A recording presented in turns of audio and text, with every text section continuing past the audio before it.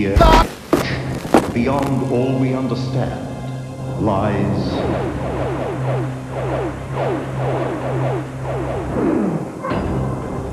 the extraordinary. It's a story that if I wrote this story and took it to an editor, he would throw me into the street and he would have every right to. The extraordinary is the day a plane took off and circled the city of Sydney. On board, no pilot, no passengers, no one. The plane was flying itself. I think we probably fell for the trap of Dad's army by saying, people of Sydney, don't panic. And of course, everybody then ran into the street and panicked. It is the place called Lourdes, near the Pyrenees Mountains in France, and the miracle of a young Sicilian girl named Delizia Ciroli. It's something out of the ordinary. This feeling is inexplicable. The extraordinary is the unexplained link across the globe that followed the death of painter Tom Robbins.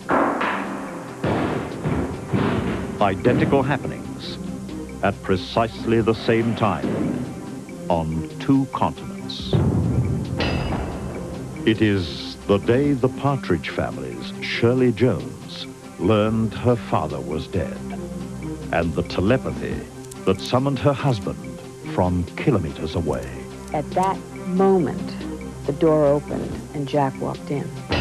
The extraordinary is the prearranged message that was to be sent from beyond the grave to actor Maury Fields and his wife Val.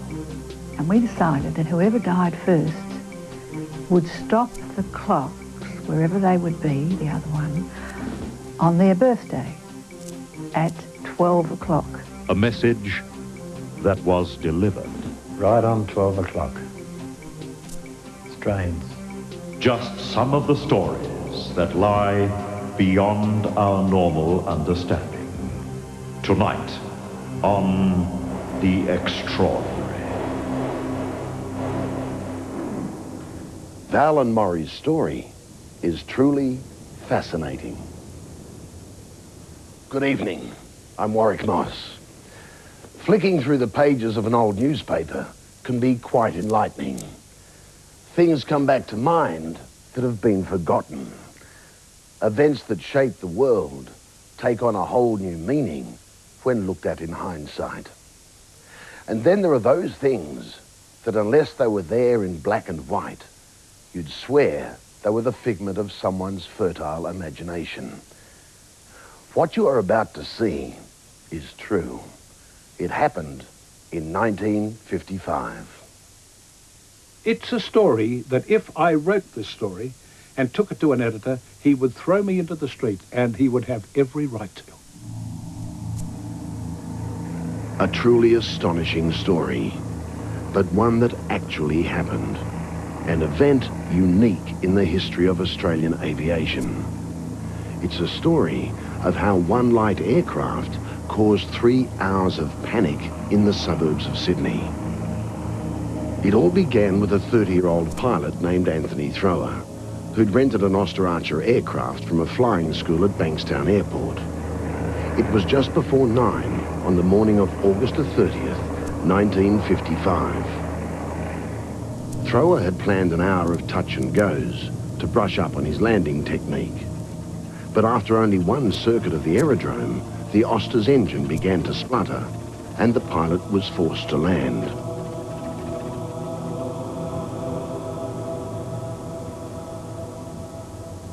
For Anthony Thrower, it seemed a lucky break. An engine problem had ended his solo flight close to the ground. He was safely back on terra firma, but was determined to be on his way as soon as possible. What happened next would hold a city spellbound. There was no self-starter on the Oster, so Anthony Thrower had to restart the engine by hand, a bit like cranking an old T-model Ford. That was the easy part. The engine roared back to life. But apparently, the brakes failed. And to Thrower's amazement, the Oster headed off down the airfield. thing thrower knew, his aircraft was airborne, and there was no one at the controls. His first concern was that the Oster might crash and kill someone, a concern shared by staff in the control tower. As the Oster weaved overhead at low altitude, they issued an alert and evacuated all the airport buildings. Circling over suburban Bankstown, the plane was certainly a safety risk. But after 15 minutes, the crisis took a dramatic turn for the worse. The pilotless Oster Archer headed for the centre of the city of Sydney. Old Eric Bohm said to me so many years ago... Radio commentator John Pearce was at Station 2GB that morning. He'd been a top gun in the Air Force, and when the first reports came through, he thought the whole thing was a hoax. I was in the studio doing a morning program, and Leon Becker, the station manager, who had also been in the Air Force, raced in, gave me a piece of paper and said, "Read it, mate." And it was typed rather roughly, and it said, "An aircraft is flying over Sydney, there is nobody in it." And I showed him this thing and said, "You know, it's not April the 1st. Pull the other one, mate." And he said, "Read it." And so I did. As the Oster headed over the suburbs of Sydney, Pearce was able to confirm the report, and he began a blow-by-blow description. We were aware that there was reaction, because I think we probably fell for the trap of Dad's army by saying, "People of Sydney, don't panic." And of course everybody then ran into the street and panicked, which is the surest way to do it. We were aware of that, but not nearly as much as trying to keep ahead of the story and tell people where the aircraft was. And at that stage we had people phoning us, although we couldn't put calls to air in those days, but people phoning us with observations. Now they weren't always reliable. They were observing everything from 4-engine Qantas aircraft down to the one concerned. But having some knowledge of Sydney and some knowledge of flying, I was able to plot pretty well where it was. It was, in fact, almost over the centre of the city. Down below, police patrolled the streets. Fire and ambulance brigades were on red alert. Even fire floats were standing by on Sydney Harbour. And still new information flooded into Radio 2GB. I do remember one of them, which scared the pants off everybody, was a report that there may have been a child in the aircraft too. That theory was checked out by a Navy aircraft, which was tracking the Oster's dangerous progress. The verdict on the child was negative. The cockpit seemed to be empty. By now, it was 10 o'clock. The Oster was over the harbourside suburbs, and no one had the faintest idea when or where it might suddenly plunge back to Earth. That was when the Air Force got into the act, and the drama veered perilously close to farce. They sent one of their Wirraways to intercept the runaway. The Oster, meanwhile, was climbing in a tight orbit and was just off the coast. The RAAF Wirraway was armed with a handheld Bren gun, but when it came to fire, a new problem emerged. At 3,000 metres, it was so cold the gunner's hand had frozen to the gun. So the embarrassed Wirraway crew gave up the chase, and in came an RAAF Meteor. Time was running out, and so was luck. Both cannons on the Meteor jammed, and the Oster escaped unscathed again. And the Air Force then had to stand back and said, "Sorry, we can't do it." Which must have been delight to the people down at Nowra, who 3 times already had phoned saying, "Chaps, let me know when you want me." And they finally called and said, "Oh boy, you better come up." The Navy boys from Nowra who came to the RAAF's rescue that day were Bob Blewett and Peter McNay.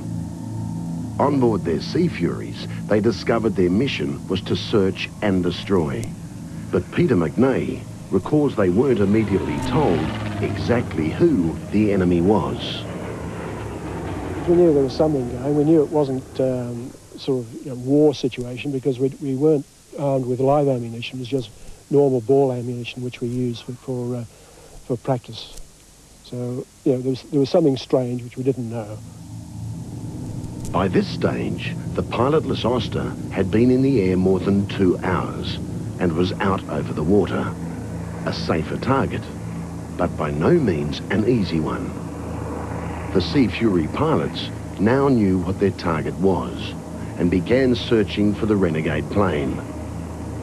Flying out for a few minutes, all of a sudden I spotted what I thought was the aircraft way out on the horizon. So I said to Bob in typical Pommy fashion that stage, tally-ho, arming, and flew off. And all of a sudden, I heard this plaintive voice saying, please don't shoot, don't shoot. You know, this is a Teal aircraft on its way to New Zealand. So, all right. After that near miss, the Sea Furies got a fix on the Oster. And before they went in for the kill, Peter McNay made one last reconnaissance run. He was just a little nervous about that earlier report of a child on board. Because even though I thought, having looked in, there was nobody there, we still weren't quite sure, because it was terribly difficult when the Oster is going fairly slowly in a tight right-hand turn, and you're doing at least 100 knots, trying to look in through the cockpit. So there was a little bit of nervousness there, hoping against hope that there wasn't anybody in it. Remember, it was nearly 3 hours since Anthony Thrower watched in amazement as his unmanned Oster took off. Narrowly missing the control tower, the plane headed for Sydney. First, the RAAF failed to shoot down the intruder when the gunner's hand froze to the trigger. An Air Force Meteor abandons its mission when its cannons jam.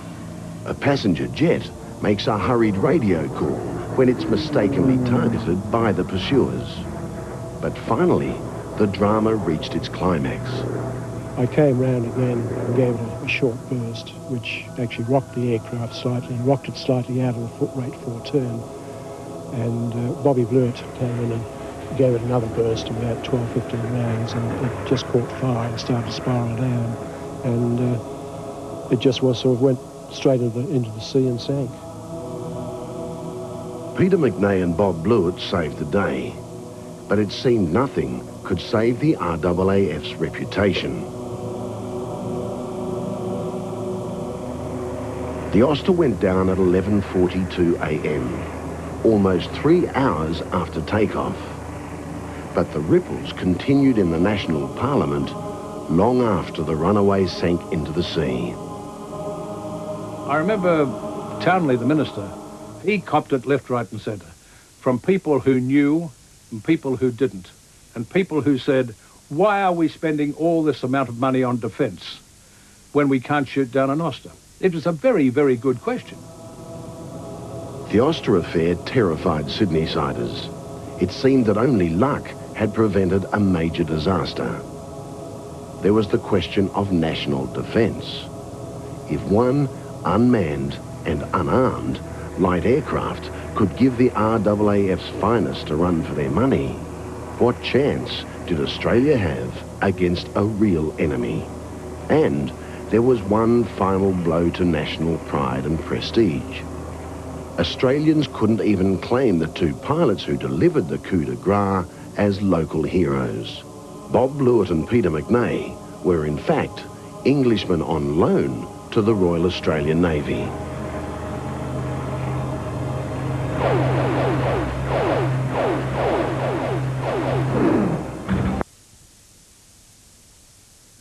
Val Gelay has her own successful career, so it's fair to say the Fields family is pretty worldly. But when it comes to talk of contact with the other side, Maury and Val have some pretty definite views. After all, they believe they've witnessed contact. Bake the toast. Thanks. Maury Fields and his wife Val have been a team for more than 30 years. They're vaudevillians who've made the transition from stage to screen via shows like The Flying Doctors. Frolicking in some old bus. Show business brought them together back in 1956. But by then, both of them were theatrical to the tips of their tap shoes.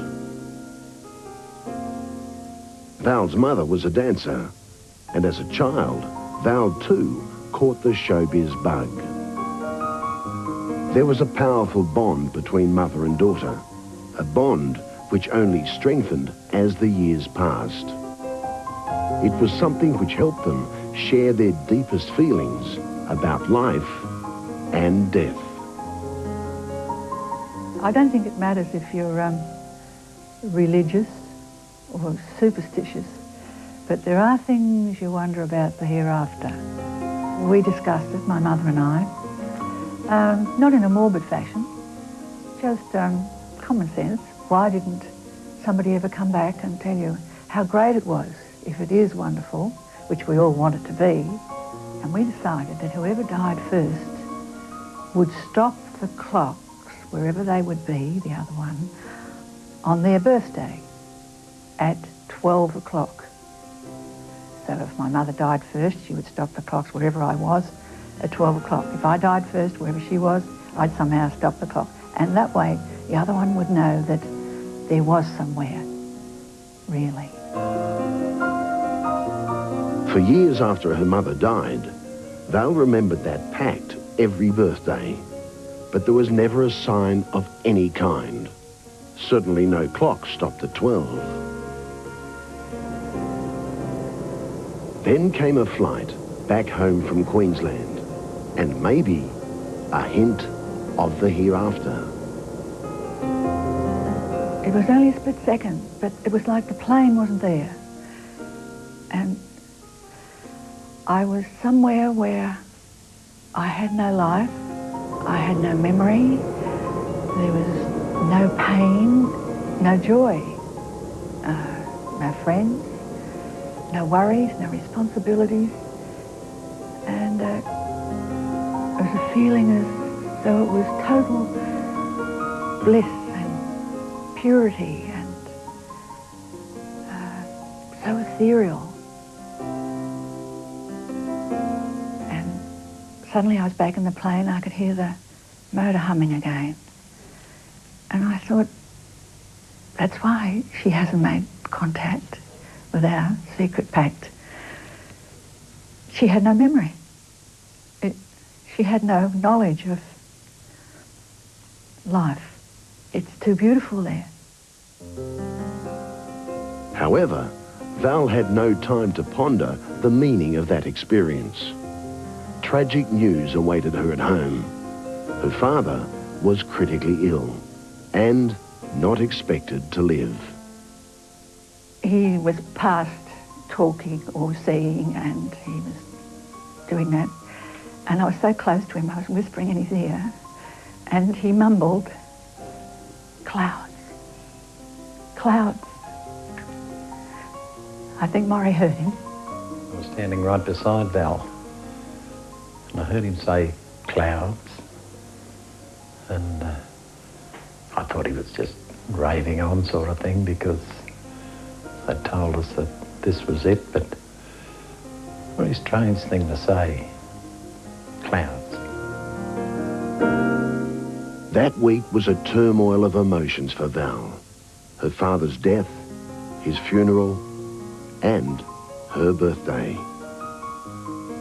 Maury said, "I'm taking you out to lunch at your birthday." We were getting dressed, and I went to put my watch on. I always leave it in a certain place. And when I went to put it on, I couldn't find it. I quickly looked at it. It was up the other end of the mantelpiece, under my father's photograph that's always been there, and the safety chain was broken. Not quite the pact, the sign that Val and her mother agreed to. But in the bedroom, Maury was about to play his role in this drama. Now, I'm pretty particular about the way I lay my stuff out on the desk there. I had the money in a little change drawer and that old change thing, you know, on the table. My watches always laid out in front of that. But it had been moved along about 7 inches and right in front of Val's photo. And it was done up. Like, you don't take a watch off and then do it up again. Stupid. So I called Val in and I said, did you move my watch? And she said, no. I hadn't moved it. I had moved it, and it was done up in front of my photo. I know he always lays it out. I picked it up to look at it, wondering why it was done up, and I noticed that it stopped. And it had stopped at 12 o'clock. Right on 12 o'clock. Strange. Exactly as mother and daughter had vowed it would be all those years ago. A little late, but Val is convinced it was the sign she'd been waiting for. What did it mean? Did it mean she wasn't in touch all those years because she was waiting for him? Were they together?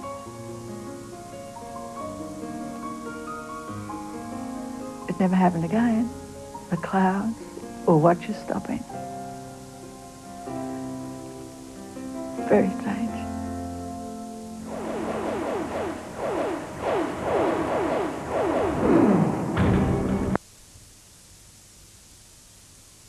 Have gone to the small town of Lourdes at the base of the Pyrenees Mountains in France to look for miracles. And to this day, thousands walk away convinced that they have been cured, that the crippled have been made to walk, and the terminally ill given new life.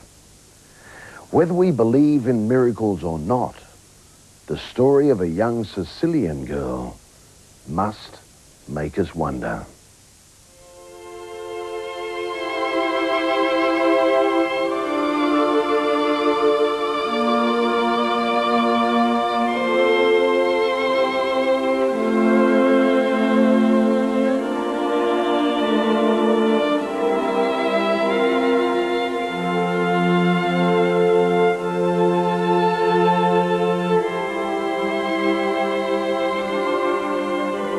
She is here in Lourdes again this year.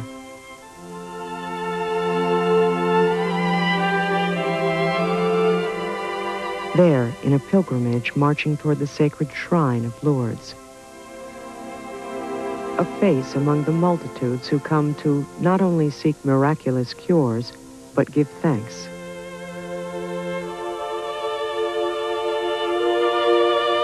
Delizia Ciroli has come every year since 1976, when doctors pronounced her death sentence.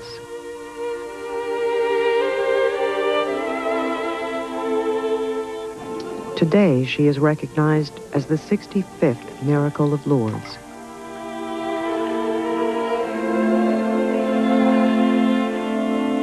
It began when Delizia was 11 years old, growing up in the town of Paterne at the foot of Mount Etna in Sicily, an average school day in March.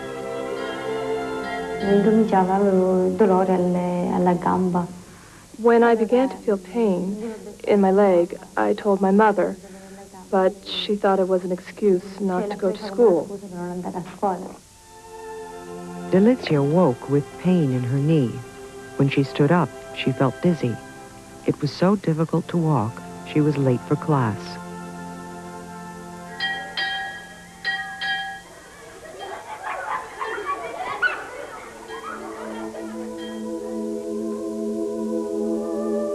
She was known as an attentive student, but this day she couldn't concentrate. The pain was growing, and her English teacher sensed something serious. She took the little girl home. The family physician, Dr. Felica, took one look and immediately booked Delizia into Paterne's hospital. Though he feared the worst, Felica ordered x-rays taken at a medical center in nearby Catane.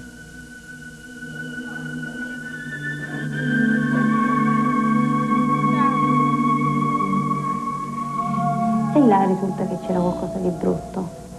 E mi porta a Catania dal professore Moss. They noticed that there was something that wasn't right. So my mother took me to Catania. We showed the x-rays to Professor Mollica. He said that there was a problem and that I should be hospitalized to undergo a biopsy in order to know more precisely what I had.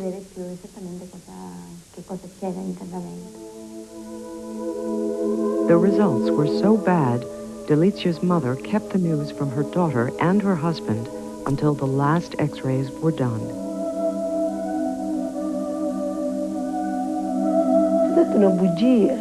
So they would not be afraid, I lied. I only spoke of the simple analysis. I didn't say anything to my husband. I kept the secret to myself. The death sentence was delivered by Dr. Quintico. La bimba era particolarmente defedata, aveva già perso peso, era compromesso tutto lo stato generale. The child was particularly skinny. Her state in general was worrisome. The first X-ray exams and the analyses were clear. She had a malignant bone tumor. Trattarsi di un tumore maligno primitivo dello scheletro. The doctors left no room for hope. The cancer was so advanced, the only temporary treatment was immediate amputation of Delicia's leg. Temporary because no matter what they did, the little girl would be dead within 3 months. Non si vuole che si faccia l'operazione. The news hit Delicia's father, Francesco, with devastating impact. Her mother began to fear for his state of mind. Francesco couldn't accept it. My father said, if my daughter should die, I prefer she die like that. He didn't want to increase my suffering for no reason. There would be no amputation. I was desperate. I prayed in the night, Lord, show me the way, do something for me. I knew that my child was dying and I was helpless. Night after night, Francesco and Delicia's mother said her name in prayer and waited for the inevitable. It was during this period that the school teacher told Mrs. Ceroli of the shrine at Lourdes in France. Though famous to most Catholics the world over, Mrs. Ceroli had never heard it mentioned in the small town of Paterne, Sicily. Somehow the idea caught fire in Delicia's school and in Paterne. Collections were taken, prayer meetings were held. A fever of hope seemed to grip the entire community. Within a week, the journey to find a miracle would become a reality.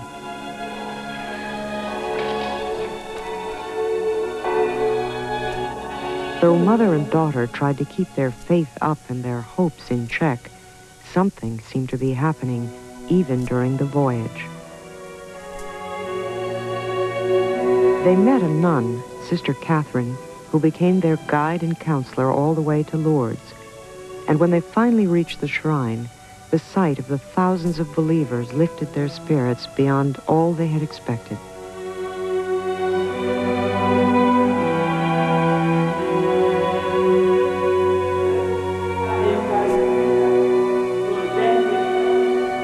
They heard story after story of unexplained cures through the centuries, and for 5 days, Delicia submerged herself in the history and the holy steps of the pilgrimage, praying at the grotto where believers told her the Virgin Mary once appeared to Bernadette Soubirous, bathing her skin in the water of the sacred shrine.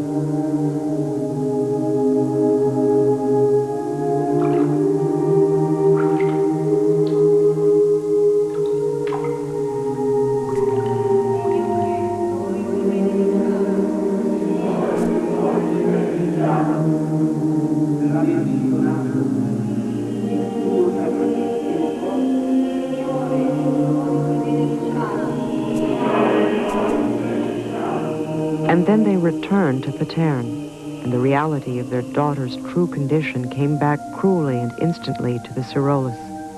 Within days, their spirits dropped, for all the prayers of the town and the miraculous powers of water from Lourdes. Delicia's condition worsened. Her weight fell to 22 kilograms. We waited for the end. She suffered horribly, a pain so intense that one day she said, "Mama, give me a knife, I want to die." One day she felt so bad that she positioned herself in bed like someone who is going to die. Straight, stiff.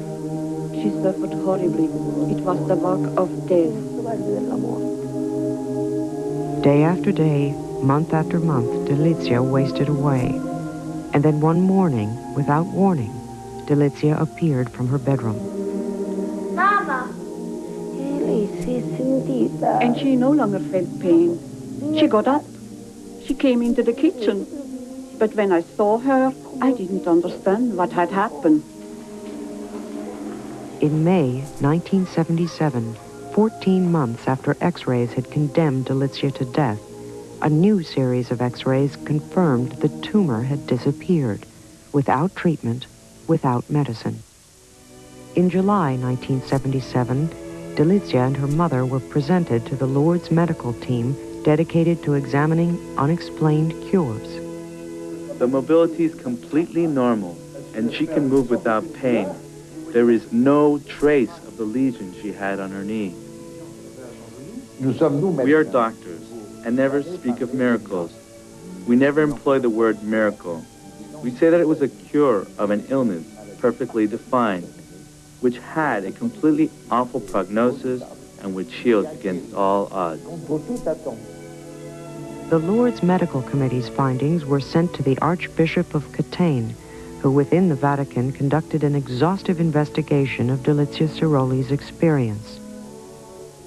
And in 1989, at a high religious ceremony attended by Delizia, her recovery was officially proclaimed a miracle by the Catholic Church.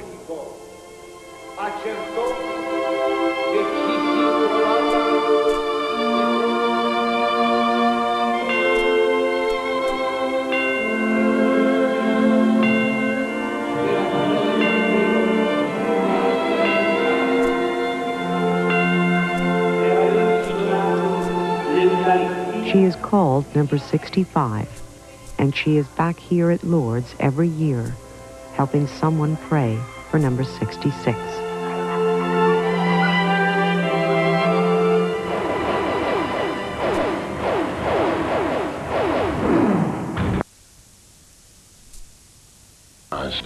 We've told stories of strange happenings involving the departed, signals from beyond the grave, appearances of those long dead in photographs, paintings, and on videotape. Tonight, for the first time, a new dimension to those stories. It involves a strange happening on opposite sides of the world. A shattering experience in Australia. Across the globe, the experience is repeated twice. A coincidence or a farewell from beyond the grave. The day that we took Tom and Margot up to the Healesville Sanctuary. Lillian O'Donnell now has a family of her own, growing up in the suburbs of Melbourne. But some of her fondest memories are of her own childhood in London.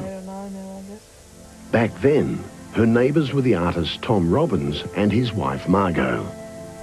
To young Lillian, Tom Robbins was more than a famous painter, and certainly more than just a neighbour. He was sort of like an extended grandfather, if you like. He was a lot older than Margot. And Tom was the sort of a person who you just felt a very close empathy with. When Lillian married, there was one wedding present she treasured above all others. A Tom Robbins watercolour of the English countryside she loved so much. The painting was very special to me because it's my one souvenir of Tom Robbins, I suppose. After Lillian and her husband settled in Australia, she kept contact with Tom and Margot Robbins. The letters and photographs flowed back and forth until December 1989, when Lillian discovered her great friend had cancer. We got a letter back from Margot to say that Tom was too weak to write himself, but that he enjoyed the letter and, you know, write more. So I wrote another letter and I didn't hear anything for a couple of months. Nevertheless, Lillian had her memories and her painting, the Tom Robbins painting, which was still hanging on her bedroom wall in February 1990. I went to bed as normal, set my clock for the morning, and just out of the blue, at about 2:20, I heard this huge crash and woke up out of a sound sleep, thinking that the cats had knocked something over. After looking around for some minutes, I found Tom's painting lying on the floor, and the glass wasn't shattered. It was intact, which surprised me after travelling such a distance.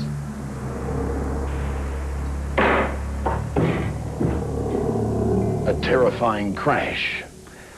A treasured painting hurled halfway across the room. An unknown force shatters the peace in the dead of night. In Melbourne, Australia, it is 2:20 a.m. On the other side of the world, there's also a frightening crash. Then another. 2 more Tom Robbins paintings go hurtling to the floor.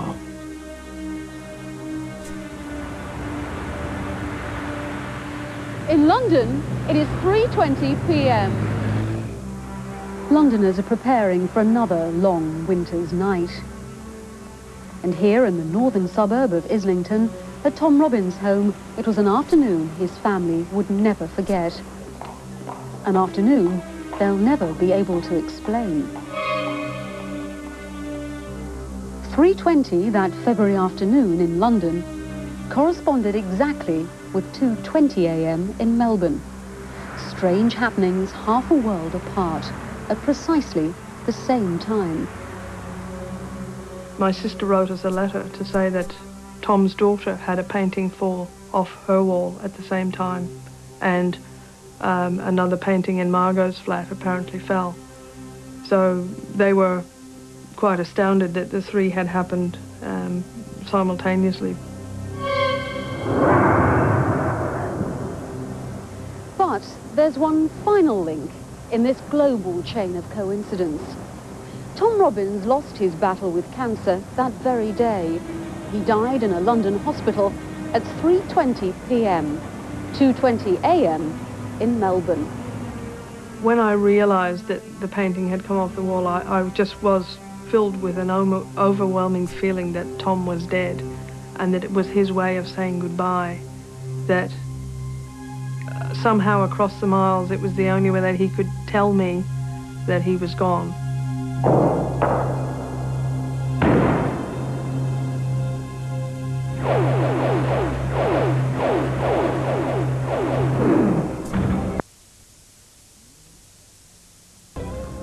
You know, a lot of celebrities we interview for this show each week have no idea what we are going to ask them.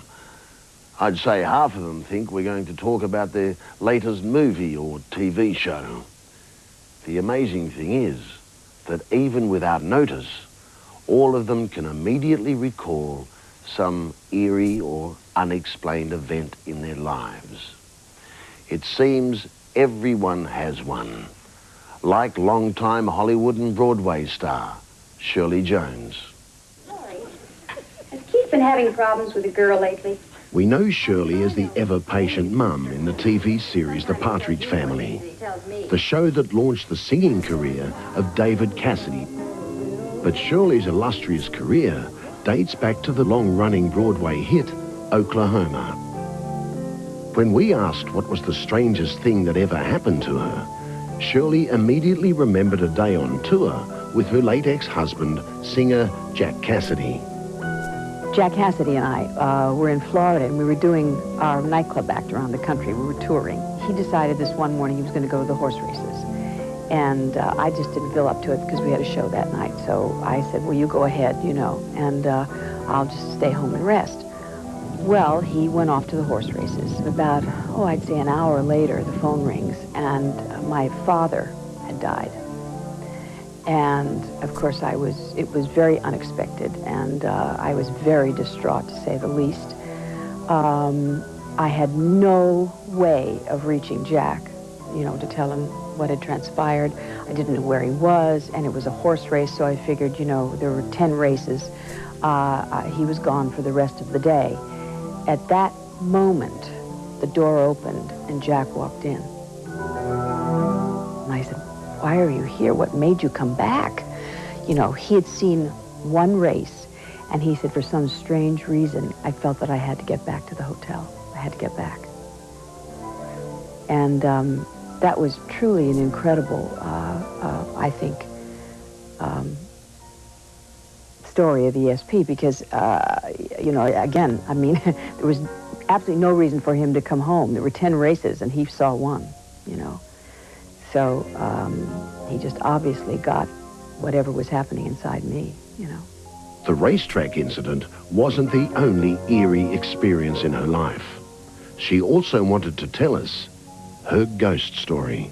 I'm a firm believer in the spirits, and I think for the most part they're good spirits. You know, my feeling about ghosts is that I'd rather have a ghost than a person in the house, because the ghost can't hurt you, the person might, you know. So, but this was a very old house in Pound Ridge, New York, and it had been transplanted from Maine, board by board, you know, piece by piece, and it was a 17th century house. Jack and I went there to spend one Christmas. We rented it for about 14 days. It was owned then by a psychiatrist and his wife. The oldest room in the house was downstairs, and then, of course, there was the stairwell, and there were 3 floors. And the top floor was the nursery, had been the nursery or playroom. We stayed there for the Christmas week, and then Jack had to leave, so I was there alone for about a week. All of a sudden, in the middle of the night, you know, I started hearing these very strange noises, so loud and so noisy that they would wake me out of a sound sleep on the top floor, like a bouncing ball, like a train, a toy train, like children's toys, something going on up there. And of course, at first, I thought, oh, there must be an animal up there. And I went up and looked, of course, nothing. It just happened just about every night at about 3 a.m. in the morning, you know, pretty consistently. And I finally, after looking around and trying to figure it out, I decided, well, this has got to be a ghost.